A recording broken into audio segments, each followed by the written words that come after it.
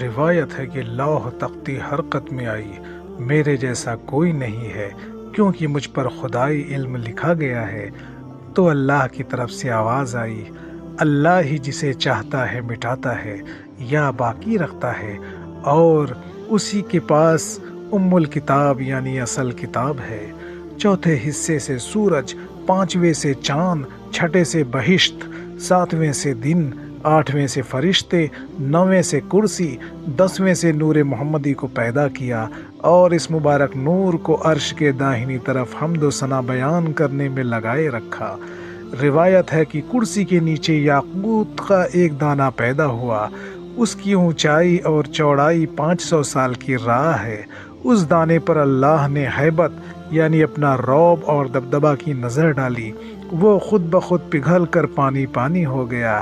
اس کے بعد ہواؤں کو پیدا کر کے حکم فرمایا کہ تم ہر چاروں طرف کونے پر اس پانی کو موج کرو، قف نکالو، تو اللہ کی قدرت سے آگ پیدا ہو کر اس پر پانی پھیر گیا۔ اس کا دھواں نکل کر کرسی اور پانی کے بیچ میں لٹکا رہا۔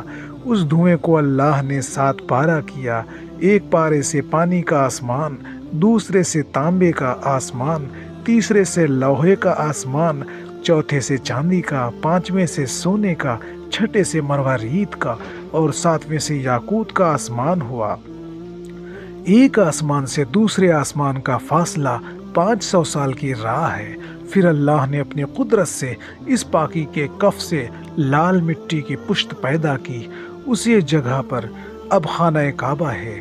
حضرت جبرائیل اور میکائیل، اسرافیل اور عزرائیل علیہ السلام کو حکم ہوا، مٹی کی اس پشت کو چاروں کونوں تک پھیلا دو۔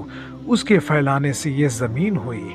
روایت ہے کہ ایک دن عبداللہ بن سلام نے اللہ کے رسول صلی اللہ علیہ وسلم سے عرض کیا، اے اللہ کے رسول، زمین کو کس چیز سے قرار ہے؟ فرمایا، کاف پہاڑ سے، اور کاف پہاڑ کی چھایا ہی زمین اور آسمان کی ہریالی ہے۔ کاف پہاڑ کی اونچائی 5 سال کی راہ، اور کاف پہاڑ کے اس پار 7 زمینیں مشک کی اور 7 کافور کی اور 7 چاندی کی ہیں، اور 70,000 علم ہیں، ہر علم کے نیچے 70,000 فرشتے ہیں۔ روایت کرنے والے نے پھر کہا، اے اللہ کے رسول، اس کے بعد کیا ہے؟